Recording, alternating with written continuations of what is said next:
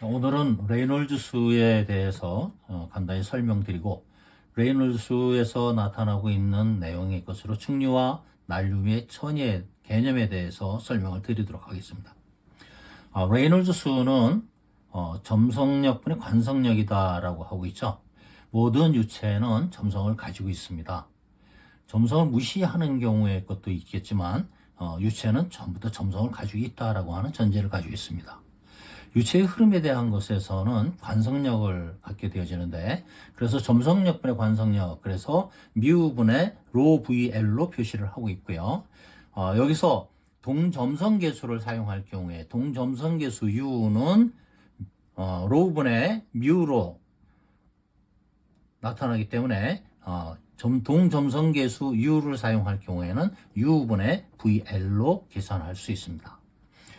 다음은 이제 레이놀즈 수에서 측류와 난류를 구별하는 척도가 되어진다라고 하고 있는데, 측류다, 난류다라고 하는 내용들은 측류는 벽면의 마찰이 적고, 그리고 난류는 벽면의 마찰이 큽니다. 그래서 그 측류와 난류의 형태를 일정 도관을 흐르는 유체의 흐름에서의 형태로 놓고 보면, 측류는 곧게 층을 이루면서 흘러가는 상태이기 때문에 이웃하는 벽면에 접촉되어지는 각도가 아주 작게 되어지고, 난류는 혼합되어져 흐르는 그런 흐름이기 때문에 이렇게 접착면에 붙어 흐르는 정도가 굉장히 커집니다.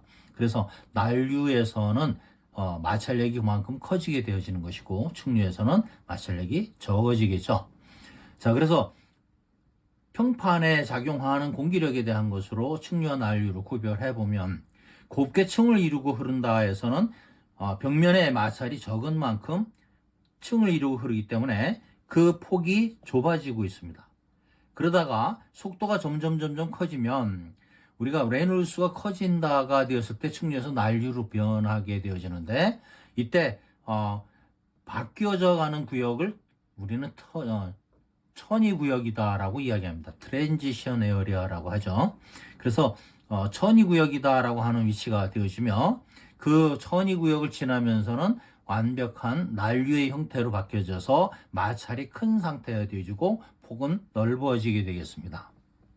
이때 그만큼 난류에서는 점성력이 커지는 상태가 되기 때문에 벽면에 이웃하는 벽면에 마찰이 커지는 상태가 돼서 점성저층이라고 하는 얇은 하나의 층을 다시 만들게 되어지죠. 이와 같은 측류와 난류 및 천이에서 우리 천이구역이다라고 할 때 처음 천이가 시작되어지는 시작점을 우리는 천이점이라고 합니다. 천이점. 여기서 천이란 말은 한자에서의 표기로 바꿀천, 다르이, 다르게 바뀌어간다, 흐름이.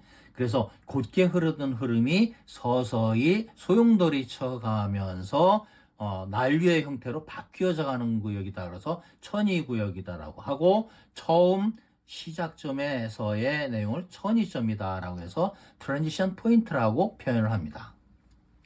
자, 그래서 측류와 난류와 그 다음에 천이, 그래서 천이가 발생되어질 때 레이놀즈를 임계 레이놀즈라는 말을 사용하죠. 임계 레이놀즈.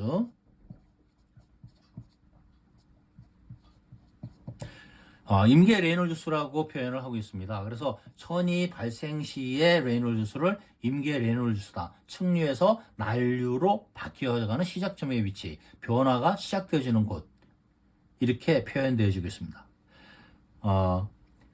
간단하게 측류다 층을 이루고 흐르고 벽면, 이웃하는 벽면에 마찰이 적게 되어지고, 난류의 경우는 혼합되어져 흐르는 상태가 돼서 난류의 형태는 레이놀즈 수가 커지는 쪽입니다.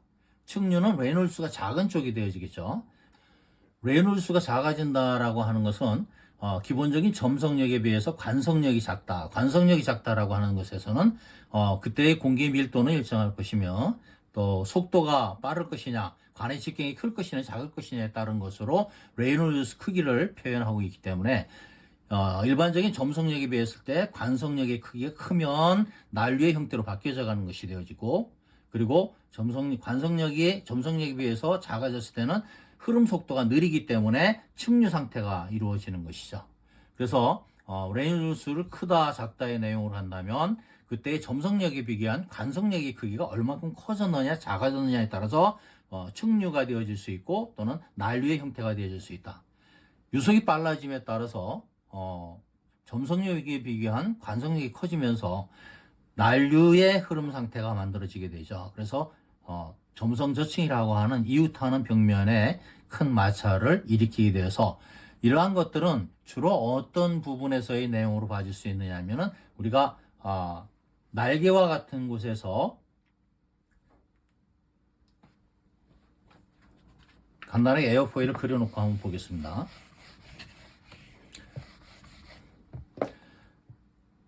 자, 날개와 같은 부위를 이렇게 그려놓고 일정 유체의 흐름관을 만들어 놓고 보았을 때 단면이 좁아지게 되면은 연속의 법칙에 의해서 단면직에 비교한 유속의 변화가 빨라지게 되죠. 단면이 작아진 만큼 속도는 빨라지게 되집니다. 속도가 빨라진다는 이야기는 관성력에 대한 것으로 속도의 크기가 커진다. 관성력이 커진다가 되어지면서 난류의 형태가 되겠죠. 그래서 처음 들어오는 기류로부터는 충류 상태를 유지하다가 유속이 가장 빨라질 수 있도록 단면이 작아진 부위로부터는 난류의 형태로 천이를 지나면서 난류의 형태로 바뀌어서 빨라진 유속이 진행해 건너가게 되어지고 날개 상면을 빠르게 흐르는 기류는 뒤쪽에 가면서 다시 넓어진 단면 부위를 차지하면서 처음의 유속으로 돌아가기 때문에 이때는 속도가 다시 느려지게 되죠.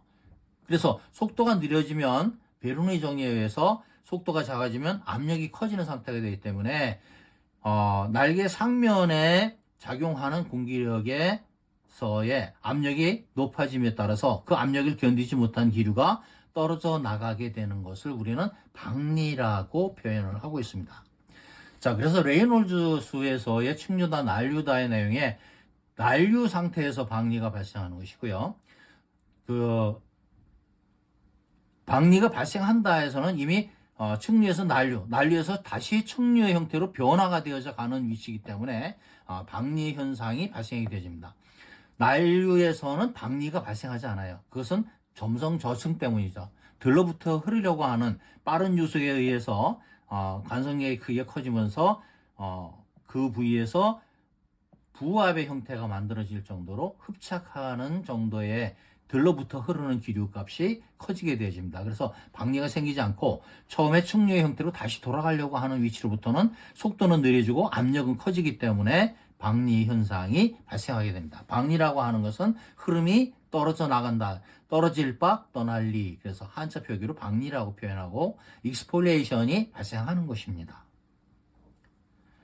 자, 그래서 우리가 레이놀즈 수하고 측류 난류에 대한 것, 기류의 흐름에 대한 구분을 명확히 했고 그런 흐름의 변화가 발생하는 부분에 천이다라고 하는 것, 무엇이 천이다라고 하는 것을 여러분이 기억해 주면 좋겠습니다.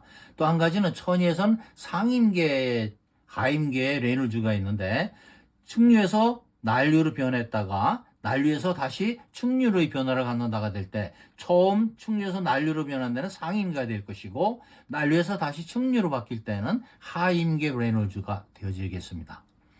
간단하게 레이놀즈 수와 함께 측류와 난류의 또 천이에 대한 개념을 알아봤습니다.